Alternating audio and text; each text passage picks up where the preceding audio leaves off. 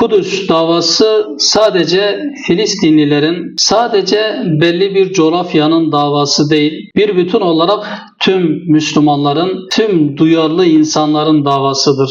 Bugün Gazze'de yaşanan mezalim, Gazze'de yaşanan soykırım bir insanlık meselesi haline gelmiştir. Bu soykırıma karşı bütün duyarlı insanlar seferberlik ruhuyla hareket edip zalim, katil, işgalciye karşı bir duruş sergilemesi gerekiyor. Çünkü işgal rejimi uzun yıllardır Filistinli kardeşlerimize karşı zulümler yapıyor, katliamlar gerçekleştiriyor. 1967 tarihinden bugüne işgal rejimi Kudüs'ü işgal etmeye başladı ve hala işgal devam ediyor. Aralıksız bir şekilde sürüyor. Buna karşı dünya halklarının bir irade ortaya koyması gerekiyor aslında.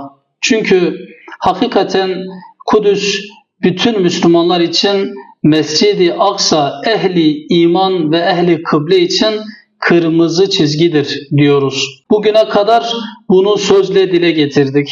Ve şu an artık bunun gereğini yerine getirme zamanı. Çünkü hakikaten kıymetli Müslümanlar, kıymetli izleyenler, Gazze meselesiyle ilgili bir bütünsellik içerisinde hareket edilmediği müddetçe katiller, işgalciler geri adım atmıyor.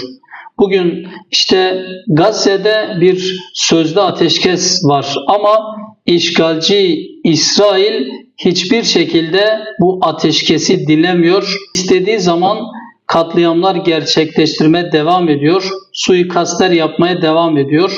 Peki dünyanın duyarlı halkı sessiz mi kalacak? Dünyanın hassasiyet sahibi Müslümanları yaşanan bu zulme karşı sarf-ı nazar mı edecek? Hayır. Artık zalimlere karşı baş kaldırmanın zamanıdır. Emperyalistlerin, Siyonistlerin ortaya koymuş olduğu plan ve desiselere karşı ümmeti Muhammed olarak da bizlerin ciddi hesapları olması gerekiyor. Bugün Müslümanlar eğer birlik ve beraberlik içerisinde İttihad-ı İslam'ı elde edip zalimlere karşı bir duruş sergilemezseler, yarın o zalimler bütün İslam coğrafyalarını işgal etmeye devam edecekler. O yüzden mutlak surette işgalcilere karşı bir duruş sergilenmesi gerekiyor.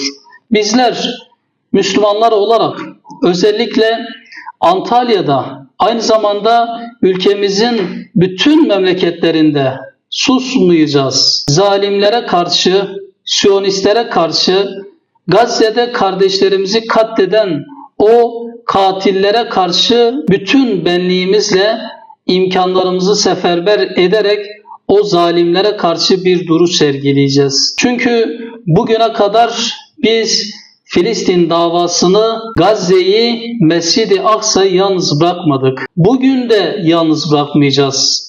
Ve yarın da yine Gazze için, Mescid-i Aksa için bütün imkanlarımızı seferber edeceğiz. Zalimler zulümlerini sona erdirinceye dek, Mescid-i Aksa, Kudüs özgür oluncaya dek, Gazze'deki Müslüman kardeşlerimiz zaferi elde edinceye dek biz de onlarla beraber mücadelemize devam edeceğiz. Bu mücadelede boykot da bir önemli adımdır. Bütün duyarlı insanların işgal rejimine destek veren firmalara karşı onların mallarını boykot etmesi gerekiyor. Bugün elimizden ne geliyorsa onu yapmak zorundayız. Çünkü zalimler kardeşlerimizi bütün imkanlarıyla katletmeyi sürdürüyorlar.